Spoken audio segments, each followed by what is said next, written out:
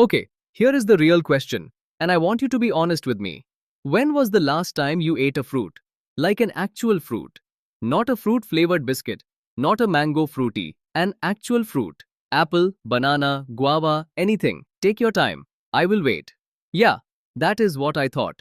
Because the Household Consumption Expenditure Survey 2023-2024 just dropped some data that honestly explains a lot about this country. And before I tell you the number, I want you to guess. Out of every 100 rupees a rural Indian family spends on food, how much goes on fruits? 20 rupees? 10 rupees? 5 rupees?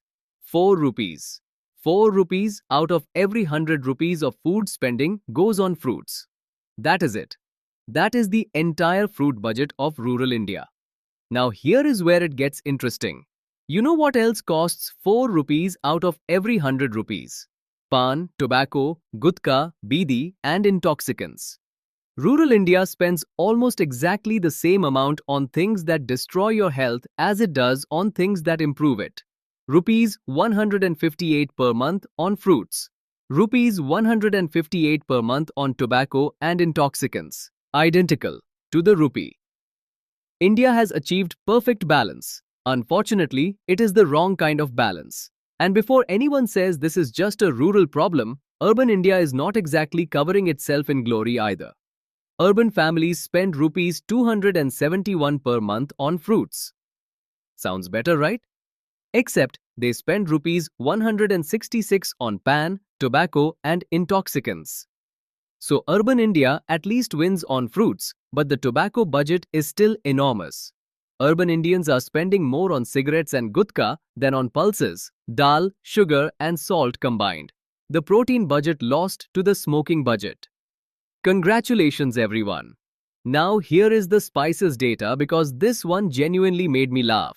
Rural India spends rupees 135 per month on spices. That is 3.27% of the entire food budget. You know what rural India spends on sugar and salt combined? 37 rupees. 3.6 times more money goes on making food taste amazing than on the two most basic ingredients in any kitchen. India does not have a nutrition problem. India has a flavor obsession problem.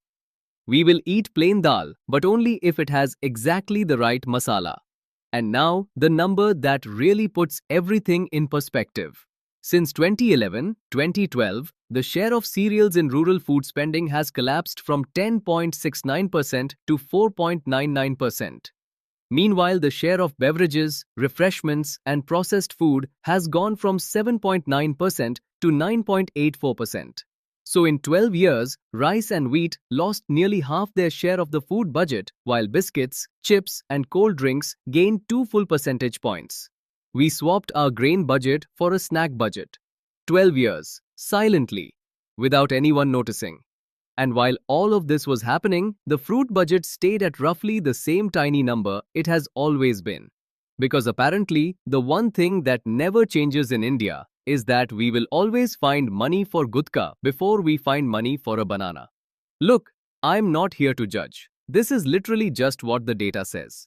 261,953 households surveyed across the entire country, every rupee tracked, and the rupees are very clearly going to the tobacco shop and the biscuit aisle before they go anywhere near the fruit vendor outside. So the next time someone tells you Indians have a healthy diet, ask them to look at the numbers.